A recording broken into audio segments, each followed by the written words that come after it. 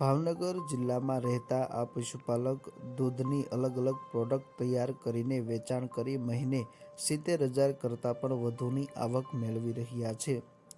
ભાવનગર જિલ્લા સહિત સમગ્ર સૌરાષ્ટ્ર તેમજ ગુજરાત રાજ્યમાં પશુપાલનનો વ્યવસાય દિવસે ને દિવસે વ્યાપક બની રહ્યો છે. લોકો પશુપાલનના વ્યવસાય થકી લાખો રૂપિયાની આવક મેળવી રહ્યા છે. પશુપાલન વિભાગ દ્વારા પણ અનેક યોજનાઓ અને સહાય અમલમાં મૂકવામાં આવી છે. હાલ જોઈએ તો કેટલાક પશુપાલકો દૂધનું સીધું વેચાણ કરવાના બદલે દૂધની અલગ અલગ પ્રોડક્ટ તૈયાર કરી આસપાસના ગ્રામ્ય વિસ્તાર, શહેરો અને વિદેશ સુધી પણ પોતાની આ અલગ અલગ પ્રોડક્ટનું વેચાણ પશુપાલકો કરી રહ્યા છે. મારું નામ મનસુખભાઈ પરસોત્તમભાઈ લુણાગીરિયા, ગામ સાતપડા, જિલ્લો ભાવનગર, તાલુકો ગારિયાધાર. 3 વર્ષથી પશુપાલન કરું છું. 3 ભેંસોથી શરૂઆત કરી હતી. અત્યારે મારે 8 ભેંસો દોવા જાય છે. બીજું બધું ગાભણ છે અને 2 નસલની ભેંસો રાખું છું. જાફરી છે, કાજી છે, કાઠિયાવાડી. વિચાર તો મારે છે ને થોડોક લેણામાં આવી ગયો હતો. પછી અમારા સંબંધી કે બધા ભેંસું લ્યો અને એમાંથી સીધી રોકડી આવક આવશે કે, એટલે મને સારું લાગ્યું. એટલે મેં ભેંસું લઈને 3 હતી ને 2 બીજી લીધી, એટલે ત્યાંથી શરૂઆત કરી.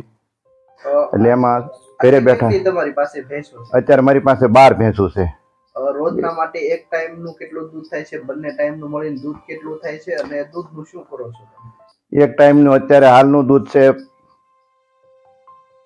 50 લીટર અને આખા દિવસનું 100 લીટર થાય છે.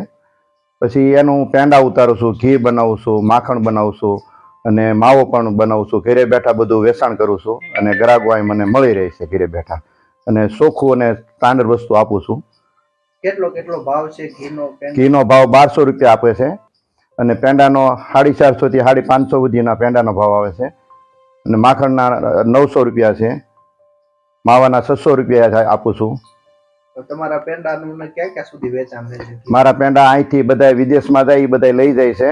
કેનેડા જાય, લંડન જાય, આફ્રિકા જાય, અમેરિકા જાય. આ બધા બહાર વસતા લોકો અહીંથી પેંડાની માંગ કરીને લઈ જાય છે.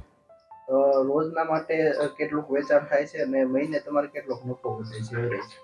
મહિને તો એવરેજ તો 50-60 હજાર રૂપિયા જેવું નીકળે ખર્ચ કાઢતા. કારણ કે ઘરની ખેતી છે ને ઘરના મારે જવાર ને ઘાસ સારો ને બધું ઘરનું હોય, એટલે મારે નફો વધારે સારો દેખાય.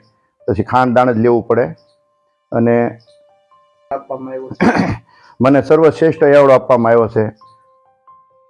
ગારિયાધાર તાલુકાના સાતપડા ગામે રહેતા મનસુખભાઈ લુણાગરિયા, જેઓ કર્જમાં ડૂબી ગયા હતા, પરંતુ તેઓના નજીકના સગા સંબંધીઓએ જણાવ્યું કે પશુપાલનના વ્યવસાય થકી રોજના માટે રોકડી આવક મેળવી શકાય છે. જેથી મનસુખભાઈએ આ વ્યવસાયની શરૂઆત 2 ભેંસો સાથે કરી હતી.